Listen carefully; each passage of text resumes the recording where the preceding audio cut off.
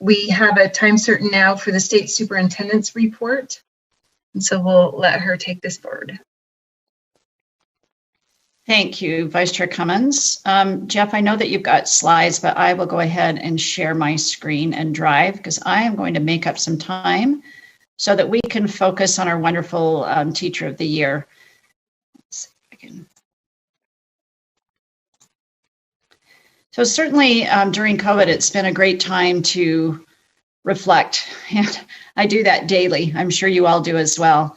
And just like this amazing picture, sometimes it's easy to get a bit lost, not knowing what is the sky line and what is the water line, because it's just such a complex time. And just when we think we get things figured out, something new pops up.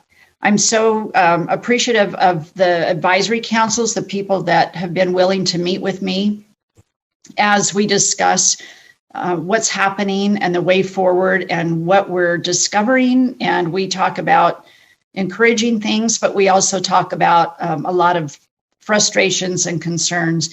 And I've had a couple of board members reach out to me over the past couple of weeks and wanting to hear a report on some of these concerns. So I thought I would just share some of the concerns we've talked about recently with the advisory groups. And I won't go through these word by word. In fact, I've broken every rule about how many words to put on a PowerPoint slide, but this is just for context. So these are the things that you're likely hearing. You know, teachers are tired, they're burnt out, they're working long hours. It's hard for them to disconnect. Many of them are just connected 24/7 and they're teaching in multiple modalities, as you'll hear from Mrs. Merkley. And then just mitigating constantly the issues around COVID-19 and trying to keep kids and themselves safe in the classroom.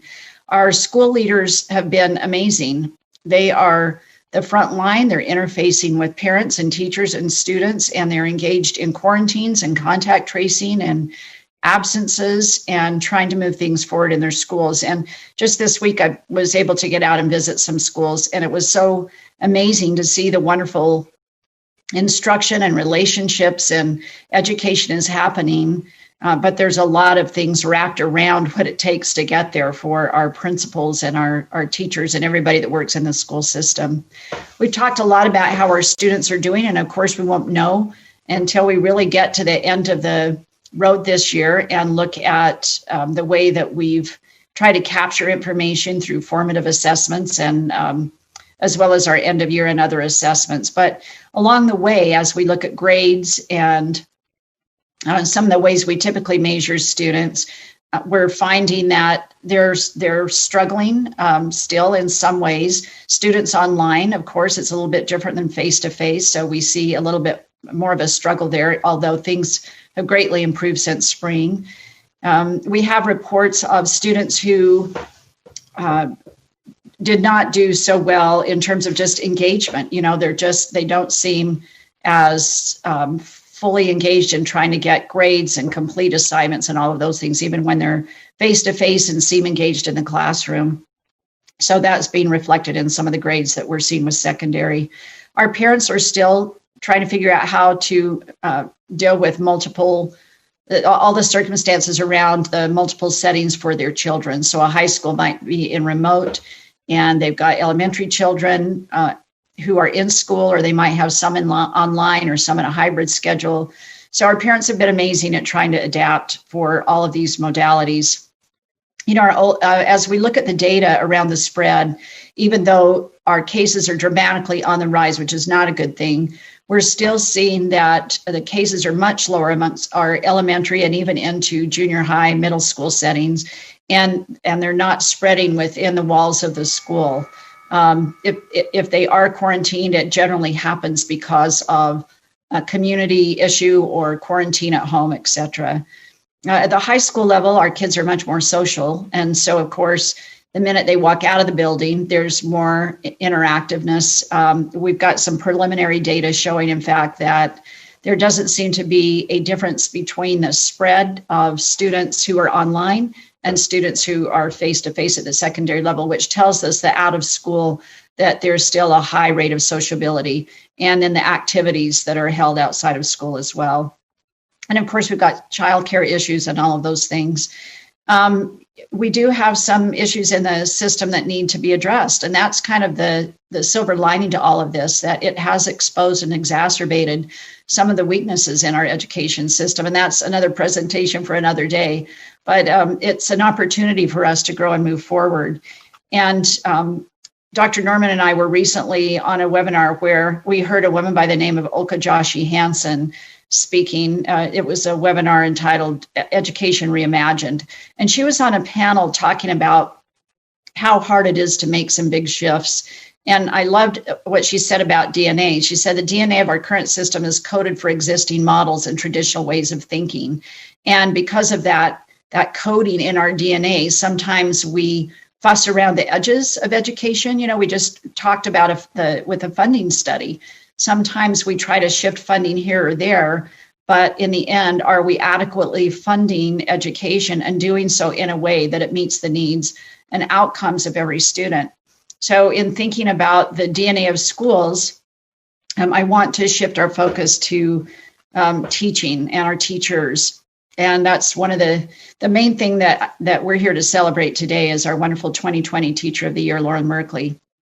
So I would ask us to consider our recoding of DNA about how we invest in our teachers, and that if we do so, that it can get greater outcomes for our students.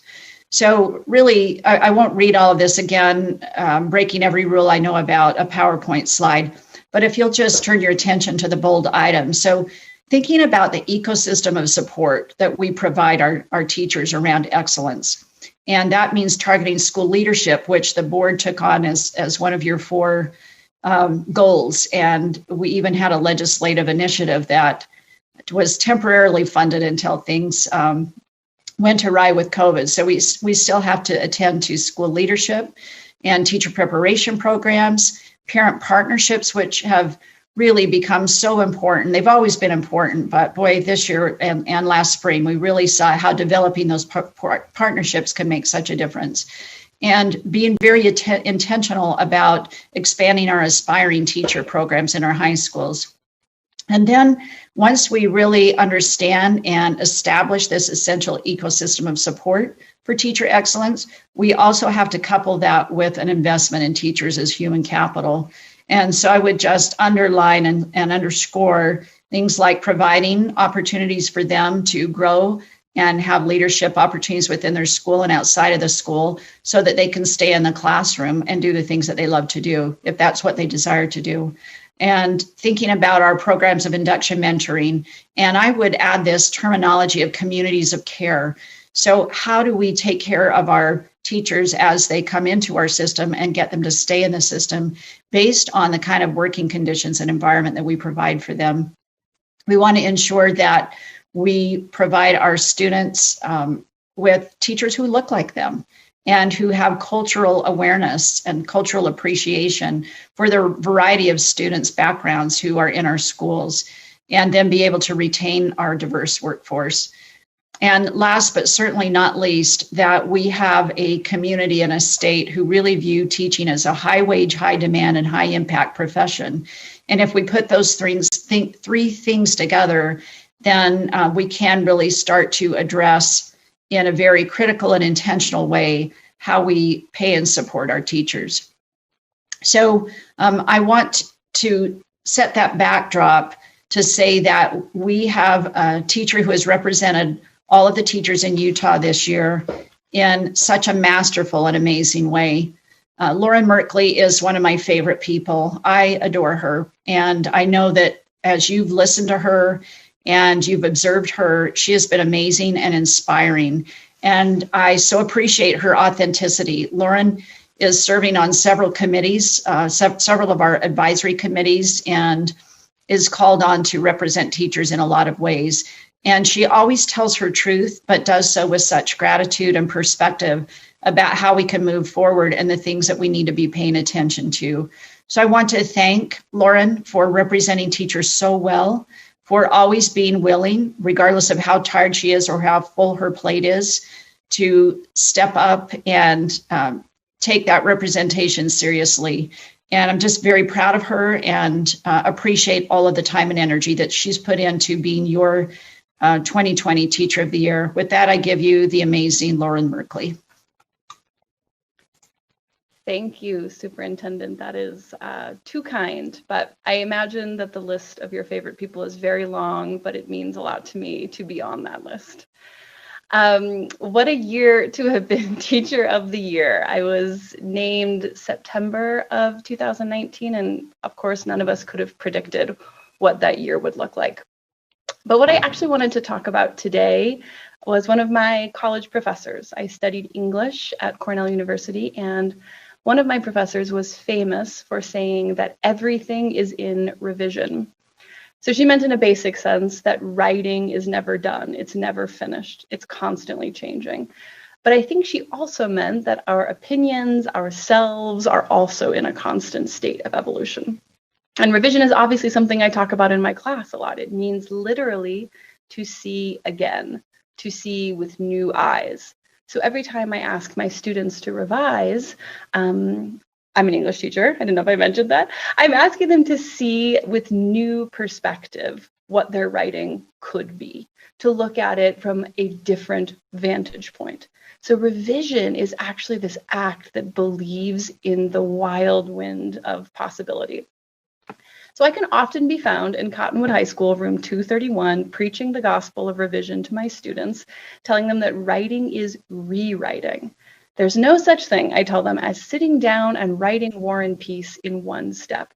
Writers write a first draft, and a second, a third, a fourth, a fifth. They tinker, they tweak, they revise, they see anew. And without that process, we would never have the great works of literature. Revision is this incubator of greatness. And if there's anything that my year as Teacher of the Year has taught me, it's this truth that I espouse every day in room 231, that revision is the work. Seeing again is when we get to the new stuff. So just to dispel any misconceptions, if anyone on this call thinks that the Utah Teacher of the Year wakes up every morning like feeling like $1 million and walks into her lesson and churns out a life-altering lesson and inspires her students every moment of every day without fail with the perfect energy of a Teacher of the Year, then they're sadly mistaken, or I should probably give this title back. I see each day as this process to re-envision my work, myself, and my community, and to acknowledge that we are all, in fact, works in process. So I think it's fitting that in a year that is so often associated with sight, 2020, we collectively had to revise and re-envision our world, our schools, ourselves. But I want to assert today that this is the process. This is where the learning happens, that revision is the birthplace of transformation. So as I said, I officially became the Teacher of the Year. I was named in September. I officially became the Teacher of the Year in January. I spent some time, it's fourth period. I spent some time at Google with other Teachers of the Year in February, and shortly after that, the world shut down. Everything changed, and the process of revising and re-envisioning school began for us March 13th. I wanted to share 3 short lessons of revision as I have seen them play out in education broadly this year and in my own personal time as Teacher of the Year. Lesson number 1, revision is messy, but it yields focus. For writers, often we don't even know exactly the vision of what we have when we sit down to do it. Writing is a process of discovery. We might find our message as the piece goes on. The story might unfold in front of us. I think that element of revision has been very relevant as we've reimagined COVID schooling during fourth quarter of last year in particular, but even during this year.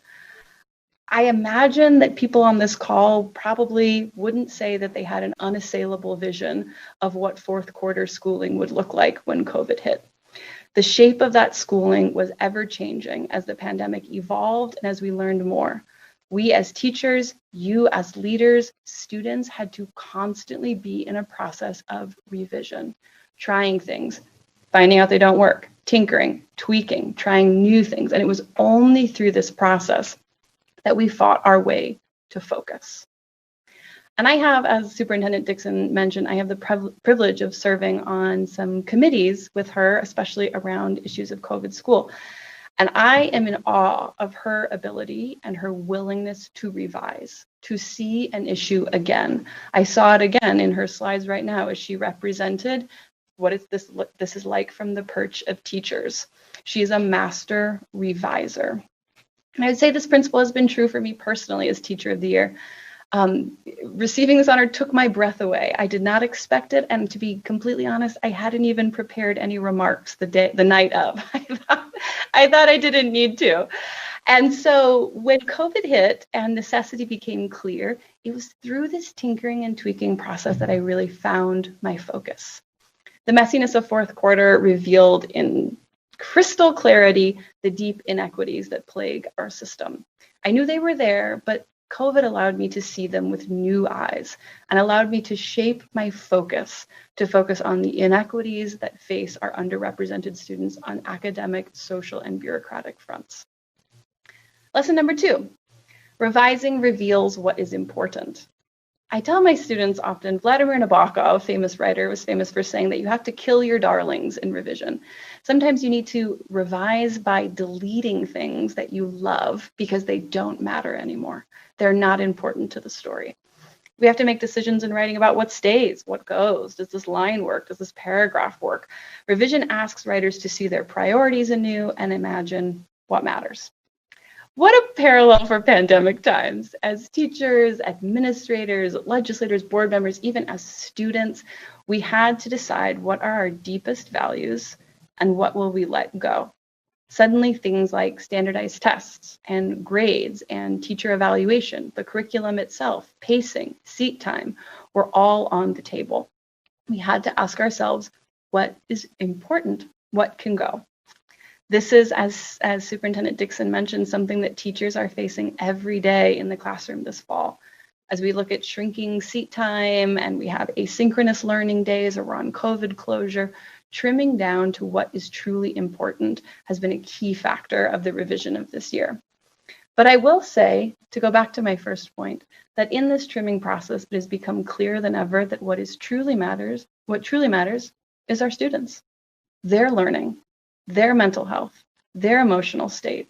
If it takes them a month to learn what would normally take 2 weeks, that is what is important, is that they learn. And it is through the process of revision and tweaking and tinkering our curriculum and our seat time and our Canvas modules that we've come to that conclusion. The last lesson for me is perhaps the most moving, is that revising takes courage. Rewriting is an inherently vulnerable act, right? It demands that we admit that what we did the first time was not great.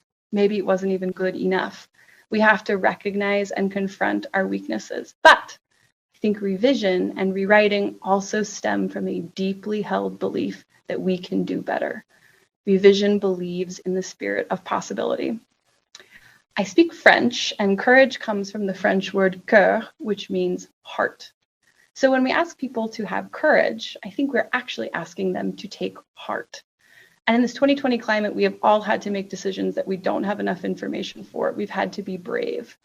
But deep inside that bravery was a belief in our own wild, untapped, innovative possibility. Every time we revised a decision, that was evidence that we believed we could get better. We could inch closer to excellence and to clarity. And I will say that this year has demanded more courage of me than I thought I had. Publishing my words in the Salt Lake Tribune took new courage. Enduring hate mail when I advocated for Peas for All took new bravery. Advocating on the school, district, and state level for COVID precautions took new strength. Training teachers in anti-racist practice took new boldness.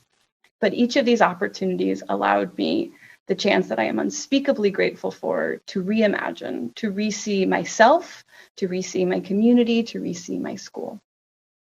So I would assert everything about COVID schools is still in revision. We are figuring this out every day, but I will continue to insist till I'm blue in the face that this messy process is the work.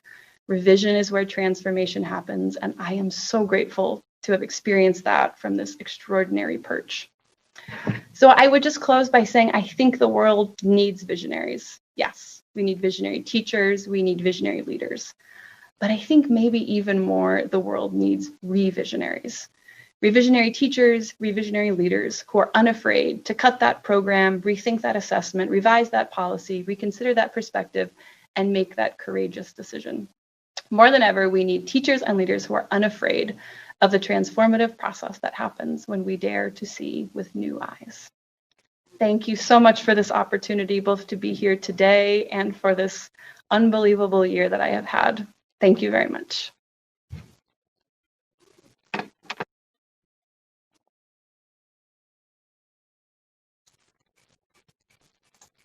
Thank you, Lauren. I'll turn that back to you. And before I do, Vice Chair Cummins, I just might shout out to our board and to the viewers on YouTube that Vice Chair Cummins and Lauren Merkley worked together at Cottonwood High School.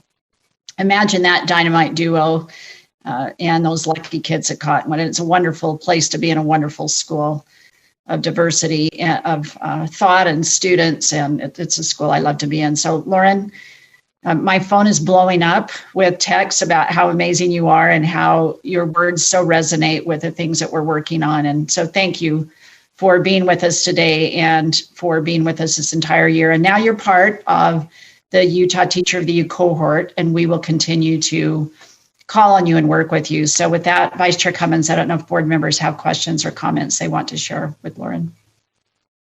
Thank you. Are there any questions or comments from board members? Board Member Gravitt. Lauren, I just wanted to thank you for your words, and I almost hate to say this, but is there a chance we could have an unrevised copy of your remarks today? I'm so sorry to say the words unrevised, but they were so good, and I just felt myself going, like, except I didn't have my speaker on, and I just thank you for having the courage to be the leader of our teachers this year. That's how I see you, and I just want to tell you, as a teacher, I am so appreciative of all you've done for us. And I still would like a copy of your words. Thank you so much. And yes, of course, I can send it to Superintendent Dixon, or we can figure out a way for sure. Thank you so much, Jenny. Chair Huntsman. Thank you, Lauren. It's been a pleasure to watch you and listen to you and hear all these wonderful things that you've been doing this year, and especially at this space of COVID. And there's a book that kind of helped reinvent me, and it's called The Reinventor. So I think in your space, with everything that you've shared, I would love to read a book about this experience and about the very things that you have talked about. I think it's notable. So I hope somebody will hear this and help you do that, because it will be a good read. So thank you for your being an ambassador and representing the teachers, and then all that you have done there. So thank you. But I'm serious about that book. So. Well, I'm going to check out that book you just mentioned. Well, I'd like to read a book of what's happened this past year. So thank you. Thank you so much. Board Member Thorpe. Lauren, Facebook has been recommending you to me as a friend for months now, and now I know why. But reality. I just wanted to say thank you for all of your work and the work that you're doing with students at Cottonwood, and your words today, so moving and so applicable to the angst that we're all feeling, and that teachers, way to represent the teachers that you work with. And as a English teacher at heart, I just so appreciate the idea of revision and the possibility and hopefulness of that you reflect, and that you reflected today. And I would also love to have a copy of your remarks as well. Thank you so much. That means a lot to me. Yeah, I don't see any other hands up, but I just wanted to add my thanks. Most of my students love Miss Merkley, except for the ones who don't like to revise, just so you know.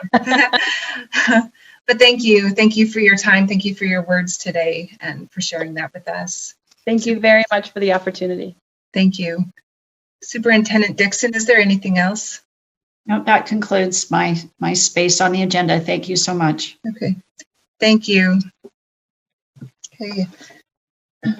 We are scheduled to have lunch at 1 o'clock. We're going to go ahead and break for lunch in case anybody's hungry, and then we'll come back to the parts of our agenda that we've skipped.